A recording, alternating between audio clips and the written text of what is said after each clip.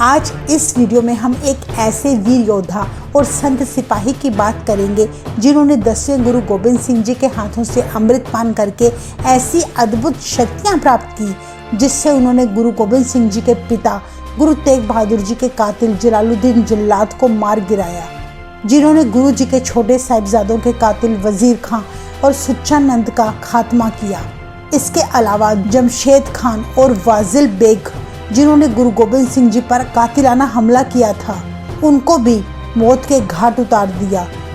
पंजाब से मुगलों का सफाया करके पहला खालसा राज स्थापित किया। हम जिनके बारे में ये बात कर रहे हैं वो हैं बाबा बंदा सिंह बहादुर। वाहे गुरु वाहे गुरु वाहे गुरु। बाबा बंदा सिंह बहादुर जी का जन्म अक्टूबर 1670 को जम्मू कश्मीर के गांव राजौरी में हुआ था, जिनका बचपन का नाम लक्ष्मण देव था। आपके पिता रामदेव भारद्वाज जो कि राजपूत थे, खेती बाड़ी का काम करते थे। पुराने समय में पढ़ाई का सही प्रबंध ना होने के कारण लक्ष्मण देव विद्या हासिल ना कर सके, पर आपका शरीर बहुत फुर्तीला और मजबूत था। आपको घुड़सवारी, कुश्ती और शिकार का बहुत शौक था। कहा जाता है कि 15 साल की उम्र होने पर एक बार आप जब जंगल में शिकार खेलने गए तब वहां एक अनोखी घटना घटी। शिकार के समय उनके तीर से एक हिरनी की मौत हो गई। जब वे उसे उठाकर घर लाए तो पता चला कि वह हिरनी गर्भवती थी। उसके पेट में से 2 जिंदा बच्चे निकले जो लक्ष्मण देव के सामने तड़प तड़प कर मर गए। उनके कोमल मन पर इस घटना का इतना गहरा असर हुआ कि वे सब कुछ छोड़ छाड़ कर बैरागी बन गए। जानकी दास नामक साधु के वे चेले बन गए, जिसने उनका नाम लक्ष्मण देव से माधोदास रख दिया। कुछ समय बाद आप साधु रामदास के चेले बने। बाद में आप नासिक चले गए, जहां आपकी मुलाकात ओघड़नाथ तांत्रिक से हुई। उसने आपको तांत्रिक विद्या सिखाई। उनके साथ आपने लगभग 5 वर्ष बिताए। ओघड़नाथ की मृत्यु के बाद माधोदास 21 वर्ष की उम्र में नांदेड़ में गोदावरी नदी के पास अपना डेरा बनाकर रहने लगा। तांत्रिक बनने के बाद शीघ्र ही उनकी प्रसिद्धि दूर दूर तक फैल गई, जिस कारण जरूरतमंद लोग उनके डेरे में लगातार आने लगे। माधोदास को तब अपनी रिद्धियों और सिद्धियों पर बहुत अभिमान हो गया। वे अपने डेरे में आए जरूरतमंद लोगों की सेवा करने की बजाय उनका मजाक उड़ाया करता। अपने तंत्रों मंत्रों की शक्ति द्वारा अपने पास आए लोगों के पलंग उल्टा दिया करता। इस प्रकार अपनी करामातें दिखाता। माधोदास ने अपने जीवन में 3 गुरु धारण किए, जिनसे रिद्धि सिद्धि तंत्र विद्या तो प्राप्त कर ली, तब भी उनका मन अशांत रहा करता। आखिर उनका मन तब टिका जब उनकी मुलाकात पूर्ण गुरु गोबिंद सिंह जी से हुई। सितंबर 1708 में गुरु गोबिंद सिंह जी जब नांदेड़ गए तो वे माधोदास के डेरे पर जा पहुंचे। उस समय वह डेरे पर नहीं था। गुरु जी आराम करने के लिए उसके पलंग पर लेट गए और गुरु के सिखाने के लिए भोजन तैयार करने लगे। यह देखकर उसके चेले अपने गुरु माधोदास को बुला लाए। कहते हैं अपने चेलों की बात सुनते ही क्रोध में आकर वह डेरे में लौटा। अपने पलंग पर अनजान व्यक्ति को लेटे देखकर मंत्रों की सहायता से पलंग को उल्टाने लगा, पर उसकी कोई शक्ति काम न आई। गुरु जी को वे टस से मस न कर सका। यह देखकर उसका सारा घमंड चकनाचूर हो गया और गुरु जी के चरणों में गिरकर बोला, आप कौन हैं? गुरु जी बोले, वही जिसे तू अच्छी तरह से जानता है। इतने पर माधोदास बोला, क्या आप गुरु गोबिंद सिंह जी हैं? तब गुरु जी ने कहा, हाँ ठीक कहा, तेरा स्वभाव तो शिकारियों वाला है। मुगलों के जुल्मों से सताए हुए लोग इतने ही मासूम और कमजोर हैं जितने तेरे तीर से मरे हुए हिरनी के वे 2 बच्चे जो पैदा होते ही तेरे तीर से मारे गए, जिन्हें तू मरता तड़पता देख न सका और बैरागी हो गया। उस दर्दनाक घटना ने तुझे लक्ष्मण देव से माधोदास बना दिया। अब तू बता, तू कौन है? माधोदास हैरान होकर सोचने लगा कि गुरु जी ने पहली मुलाकात में ही मेरे बारे में सब कुछ बता दिया। वह भावुक होकर गुरु जी के चरणों में गिर पड़ा और बोला, हे अंतर्यामी, मैं आपका बंदा हूँ, जैसे मर्जी हो करो। 42 वर्षीय गुरु गोबिंद सिंह जी ने 38 वर्षीय माधवदास को अमृत छकाकर अपना सिंह बनाया और नाम रखा बंदा सिंह बहादुर। इस तरह वे सदा के लिए गुरु के बन के रह गए। कहा जाता है कि जब बंदा सिंह जी को पता चला कि कैसे मुगलों ने बेकसूर लोगों और गुरु गोबिंद सिंह जी के सारे परिवार को अत्यंत क्रूर यातनाएं देकर कत्ल किया था, तो वो बहुत क्रोध में आ गए। वे चाहते थे कि गुरुजी उन्हें पंजाब जाने की आज्ञा दें ताकि वे वहां जाकर जुल्मी मुगलों के राज से पूरे पंजाब को मुक्त करा सके। पर उन्हीं दिनों एक अत्यंत दर्दनाक घटना घटी।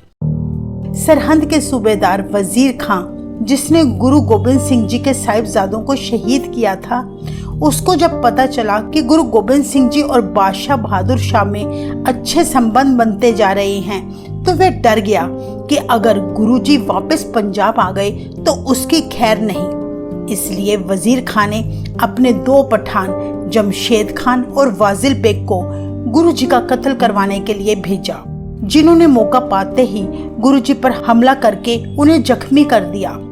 इस घटना के बाद गुरुजी ने बंदा सिंह को पंजाब जाने का हुक्म दिया। गुरुजी ने उन्हें अपना आशीर्वाद दिया, अपनी तरकश से 5 तीर और 1 नगाड़ा भेंट किया।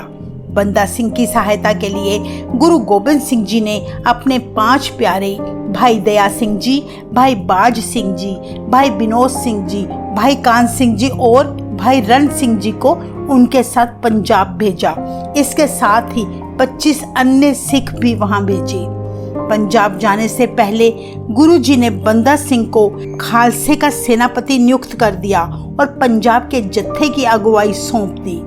गुरुजी ने पंजाब के सिखों के नाम हुक्मनामे भेजे ताकि पंजाब के सभी युवक सभी बंदा सिंह को अपना सेनापति मानकर उनकी पूरी सहायता करें। बंदा सिंह पंजाब फतेह करने तो जा ही रहे थे, पर उनका मुख्य लक्ष्य था कि अत्याचारी वजीर खां का खात्मा करना और पूरे पंजाब को मुगलों के चंगुल से बचाकर खालसा राज स्थापित करना। कहते हैं हुक्मनामा पढ़ते ही पंजाब के जवान बंदा सिंह की फौज में शामिल हो गए। इतिहास में दर्ज है कि बंदा सिंह की फौज में 2 तरह के सिख शामिल थे। एक तो वो जो गुरु गोबिंद सिंह जी की फौज के रिटायर्ड सैनिक थे। पंजाब के इन लोगों का गुरु गोबिंद सिंह जी और उनके परिवार के साथ इतना प्रेम था कि वो हर हाल में जालिम वजीर खां को मारकर साहिबजादों की निर्मम हत्या का बदला लेना चाहते थे। कहते हैं बंदा सिंह पंजाब में बहुत कम समय में इतने प्रसिद्ध हो गए कि उनकी सेना में हिंदू, गुज्जर, राजपूत सभी धर्मों के लोग शामिल हो गए। बहुत ही कम समय में फौज की गिनती हजारों में बदल गई। हम आपको बताना चाहेंगे कि गुरु गोबिंद सिंह जी ने यह कहकर बंदा सिंह को पंजाब नहीं भेजा था कि जाओ मेरे परिवार पर हुए जुल्मों का मुगलों से बदला लेकर आओ, बल्कि उन्होंने जुल्म का खात्मा करने के लिए उन्हें पंजाब भेजा। बाबा बंदा सिंह बहादुर ने बहुत ही कम समय में पंजाब के कई राज्यों पर पूरा नियंत्रण कर लिया। सबसे पहले उन्होंने सोनीपत, कैथल पर हमला करके मुगलों से मुक्त करवाया। समाना के जलालुद्दीन जल्लाद, जिसने गुरु तेग बहादुर जी को शहीद किया था, शाशल और बाशल बेग, जिन्होंने छोटे साहिबजादों को तड़पा तड़पा कर मारा था। बंदा सिंह ने बड़ी सूझबूझ से रणनीति तैयार की और अपने सिखों के साथ उन सभी अत्याचारियों को मौत के घाट उतारा। इसके बाद वे घड़ाम, ठस्का, मुस्तदाबाद, करनाल और कपूरी में जालिम हाकिमों को उनके किए गए दुष्कर्मों की सजा देते हुए आगे बढ़ते गए। इन सभी राज्यों में सिखों ने शानदार जीत हासिल की।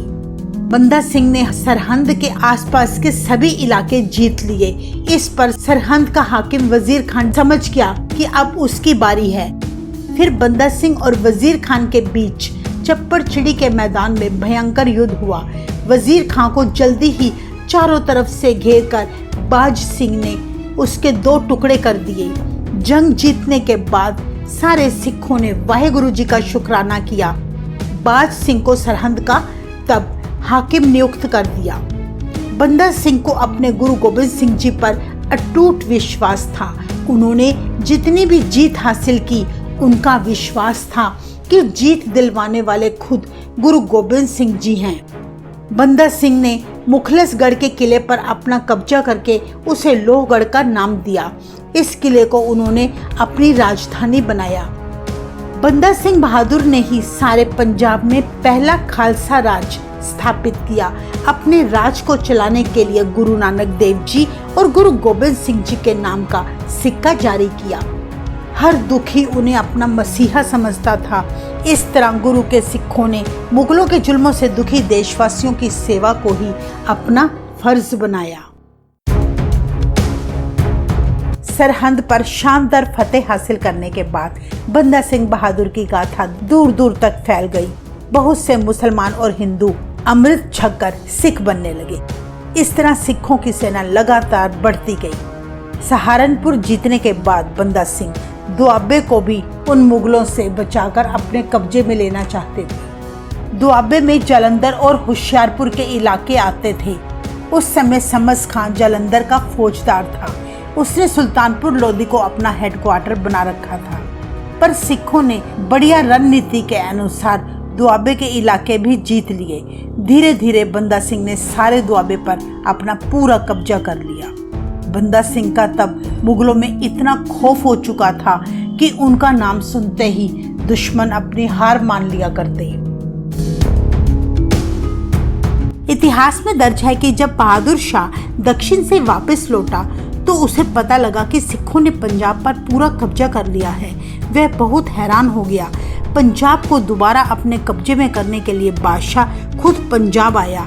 उसे सरहद को वापस अपने अधिकार में लेने के लिए अमीन खान को बड़ी फौज देकर पंजाब भेजा।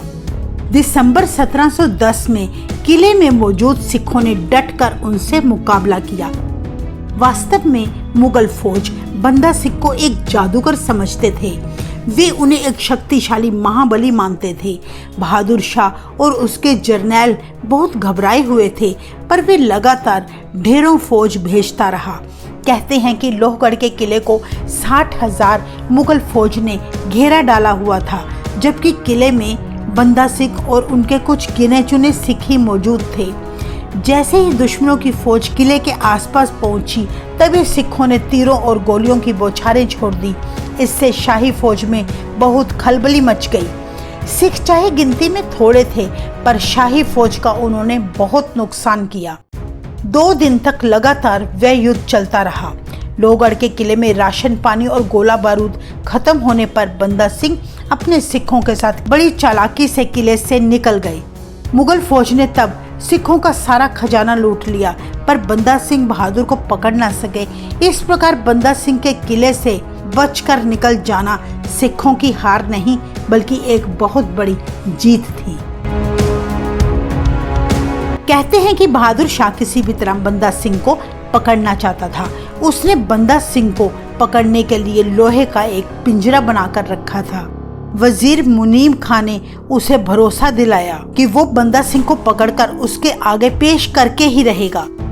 बहादुर शाह ने बंदा सिंह को पकड़ने के लिए बड़े बड़े तजुर्बेकार जर्नैल को जगह जगह भेजा, पर सब नाकाम साबित हुए।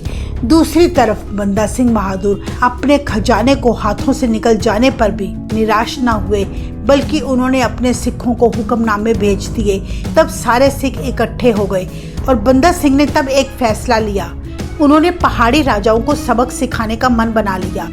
सबसे पहले कहलूर के राजे भीमचंद के पुत्र अजमेर चंद को मारने का फैसला किया। असल में भीमचंद और अजमेर चंद ने ही मुगल फौजों के साथ मिलकर गुरु गोबिंद सिंह जी के आनंदपुर के किले को घेरा था। इन्हीं के कारण गुरु जी का परिवार सदा के लिए बिछड़ गया। इन्हीं दोनों ने सारे पहाड़ी राजाओं को गुरु जी के खिलाफ इकट्ठा किया था। सरहद पर सिखों की जीत देखकर बिलासपुर का राजा अजमेर चंद आगे ही डरा हुआ था। उसे पता था कि बंदा सिंह उस पर भी जरूर हमला करेगा। दूसरी तरफ बंदा सिंह ने अजमेर चंद को खबर भिजवाई, या तो वह अपनी हार मान ले या फिर जंग के लिए तैयार हो जाए। पर अजमेर ने कोई जवाब न दिया। इस पर बंदा सिंह ने बिलासपुर पर हमला बोल दिया। उन्होंने इस कदर वार किए कि पहाड़ी राजाओं को भागने का मौका ही ना मिला। राजा अजमेर की जबरदस्त हार को देखकर बाकी सारे पहाड़ी राजे भी डर गए और बंदा सिंह बहादुर के डेरे आकर अपनी हार स्वीकार कर ली। इस तरह बंदा सिंह ने बिलासपुर पर भी खालसा का झंडा फहराया। इतिहास में दर्ज है कि एक बार जब बंदा सिंह जी चंबा पहुंचे तो वहां के राजा उदय चंद ने आप जी की बहुत सेवा की। कुछ दिनों में ही वह बंदा सिंह बहादुर का बहुत बड़ा श्रद्धालु बन गया। उसने राजघराने की एक लड़की देखकर बंदा सिंह का विवाह कर दिया, जिनसे बाद में उन्हें पुत्र अजय सिंह की प्राप्ति हुई। इसके बाद फरवरी 1712 में बहादुर शाह की बीमारी के कारण मौत हो गई। उसके मरते ही उसके बेटों में दिल्ली के तख्त की लड़ाई 1 साल तक चलती रही। इस लड़ाई का फायदा उठाते हुए बंदा सिंह बहादुर ने अपनी सेना और अधिक बढ़ा ली। ज्यादातर लोग यही जानते हैं कि बंदा सिंह एक शक्तिशाली व महान योद्धा थे। उनकी तलवार में करामात थी, पर हम आपको बताना चाहेंगे कि उनके जीवन का एक दूसरा पहलू भी था। वे योद्धा के साथ साथ संत भी थे। वे बानी के रसिया थे। वे गुरु ग्रंथ साहिब जी का बहुत सम्मान किया करते और दीवान सजाकर सिखों को प्रभु नाम का अभ्यास करवाते। गुरु गोबिंद सिंह जी ने उन्हें आत्मिक शक्ति भी प्रदान की थी, जिसके कारण बंदा सिंह के मुख से निकला हर वचन पूरा हुआ करता था। इसलिए वे जिधर भी जाते ढेरों संगतें उनके पास पहुंच जाती और वे सभी को आशीर्वाद देते, उनकी मुरादें पूरी करते। 1714 ईस्वी की शुरुआत में ही बाबा बंदा सिंह ने पूरे पंजाब में खालसा राज स्थापित कर दिया। उन्होंने गुरदास नंगल में एक मजबूत किले का निर्माण करवाया और 5000 फौज समेत किले में रहने लगे। सभी धर्मों के लोग उनसे बहुत प्रेम करते थे। बेशक बंदा सिंह की हुकूमत ज्यादा समय तक ना रही, पर जो सुधार इतने कम समय में किया था वो मुगल हुकूमत इतने लंबे समय में भी ना कर सकी। बंदा सिंह जी ने जमींदारी प्रथा खत्म करके सारे किसानों को जमीनों का मालिक बनाया, जिससे जमींदारों द्वारा किसानों पर किए जाने वाले जुल्म बंद हो गए। उन्होंने जात पात ऊंच नीच खत्म कर दी। जो भी नीची जाति का व्यक्ति उनके पास आता वे उन्हें अमृत पिलाकर सिख बना देते और उन्हें किसी न किसी इलाके का हाकिम बना देते। बंदा सिंह का राज सिख राज की तरफ पहला कदम था। महाराजा रणजीत सिंह के सिख राज की नींव असल में इसी शूरवीर ने रखी थी। 1712 में बहादुर शाह की मौत के बाद उसका पोता फर्रुखसियर दिल्ली के सिंहासन पर बैठ गया। वह बहुत जालिम और निर्दयी इंसान था। जब उसे पता चला कि बंदा सिंह ने पंजाब पर पूरा कब्जा कर लिया है तो उसने अपनी एक बहुत बड़ी फौज पंजाब में भेजी। जब बंदा सिंह को फर्रुखसियर की नीति के बारे में पता चला तो उन्होंने सभी सिखों को हुक्मनामे भेजे। इसके बाद सिखों और मुगलों में भयंकर युद्ध हुआ। मुगलों की फौज करीब 1 लाख थी और सिख कुछ ही गिनती के थे, पर इसके बावजूद वे डरे नहीं बल्कि डटे रहे। आखिर वे सिख गुरदास नंगल की गढ़ी में जाकर छुप गए, क्योंकि बंदा सिंह ने पहले से ही इस गढ़ी में राशन पानी और हथियार का बंदोबस्त किया हुआ था। बंदा सिंह का पता लगते ही मुगलों ने भारी भरकम फौज के साथ गढ़ी को चारों ओर से घेर लिया। यह घेराबंदी 8 महीनों तक चली। भूख से व्याकुल सिख जब किले से बाहर निकले तो बंदा सिंह समेत सभी को कैद कर लिया गया। शाही फौजें तब भूखे शेर की तरह किले पर टूट पड़ी, पर अंदर बीमार सिख और लाशों के अलावा उन्हें कुछ न मिला। तब मुगलों ने बीमार सिखों और लाशों के सिर काटकर अपने नेज़ों के ऊपर टांग लिए, ताकि मुगलों की बहादुरी वे सारी दुनिया को दिखा सके। देखा जाए तो जब सिख जिंदा थे तो कोई मुगल फौज उनके सामने टिक नहीं पाई। सिखों को मुगल फौज ने नहीं मारा बल्कि भूख ने मारा था। इसलिए ये मुगलों की जीत नहीं थी बल्कि भूख की जीत थी। बाबा बंदा सिंह बहादुर और उनके 4 साल के पुत्र अजय सिंह तथा 740 सिखों को तब मुगलों ने कैद कर लिया और बंदा सिंह को बेड़ियां डालकर पिंजरे में बंद करके हाथी के ऊपर सवार किया गया। 27 जनवरी 1716 को जब यह काफिला औरंगाबाद पहुंचा तो उन्हें जुलूस की शक्ल में दिल्ली लाया गया। सबसे आगे 2000 सिखों के सिर बांसों पर टंगे हुए थे, बाकी 740 सिख ऊंटों पर लाए गए। किसी भी सिख के चेहरे पर उदासी या गम दिखाई न दिया, बल्कि वे ऊंटों पर बैठे शब्द पढ़ रहे थे। अंत में फर्रुखशियर के आदेश से उन सब सिखों को शहीद किया गया। जब सारे सिख शहीद कर दिए गए तो फिर बंदा सिंह उनके पुत्र अजय सिंह का कत्ल करने के लिए किले से बाहर निकाला गया। शहर की गलियों से होते हुए दिल्ली के मेहरौली की कुतुब मीनार के पास बख्तियार काकी के मकबरे के पास उन्हें लाया गया, जहां बंदा सिंह से बहादुर शाह के मकबरे की परिक्रमा करवाई गई। फिर बंदा सिंह से कहा गया मुसलमान धर्म कबूल करे या मरने के लिए तैयार हो जाए, पर बंदा सिंह ने जवाब दिया, मैं तो मरने के लिए ही आया हूँ। मैं गुरु गोबिंद सिंह का सिख हूँ और सिख के तौर से ही मरूंगा। मुझे मौत का कोई भय नहीं। ऐसे वचन सुनकर जल्लाद ने 4 साल के पुत्र अजय सिंह को बंदा सिंह की गोद में ही बिठा दिया और एक लंबे छुरे के साथ उसके 2 टुकड़े कर दिए। उस बच्चे का तड़पता दिल निकालकर उसके पिता के मुंह में ही डालने की कोशिश की गई, पर बंदा सिंह ने जोर से एक ऐसा झटका मारा तो वह जल्लाद डर कर पीछे हट गया। बंदा सिंह कैदी होकर भी शेर की तरह दहाड़ रहा था। आखिर बंदा सिंह को बड़ी निर्ममता के साथ कत्ल कर दिया गया। गरम सलाख से पहले उनकी दाईं आंख निकाली, फिर उनका बायां पैर काट दिया गया और फिर उनके दोनों हाथ काट दिए।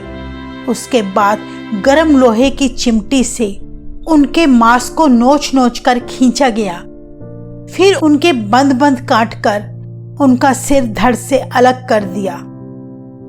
इस दर्दनाक समय में बंदा सिंह ने अपने श्वास दशम द्वार में चढ़ा लिए थे। इतने अत्याचार सहते हुए भी उन्होंने मुख से उफ तक न की। अंत में 9 जून 1716 में 46 वर्षीय बंदा सिंह बहादुर को शहीद कर दिया गया। बंदा सिंह को कत्ल होता देखने के लिए फर्रुखशियर भी वहां आया। जब बंदा सिंह बहादुर शहीद हो गए तो उसकी जान में जान आई, क्योंकि उसे बहुत डर था कि कहीं बंदा सिंह इस हालत में भी उसे मार ना दे। कहते हैं ना कि बुरे का अंत बुरा ही होता है। 3 साल बाद फर्रुखशियर के अपने ही लोगों ने उसे तड़पा तड़पा कर मार डाला। इस तरह बुराई का अंत हुआ।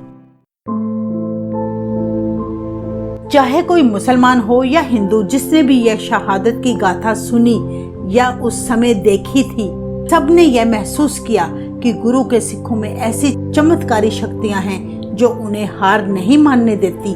चाहे बंदा सिंह बहादुर ने पंजाब में 6 साल तक शासन किया, पर उन्होंने 700 साल से शासन करते आ रहे मुगलों की जड़ें उखाड़ कर रख दी और मुगल साम्राज्य इसके बाद दिनों दिन ढलता चला गया और अंत में महाराजा रणजीत सिंह ने एक विशाल सिख साम्राज्य बना दिया।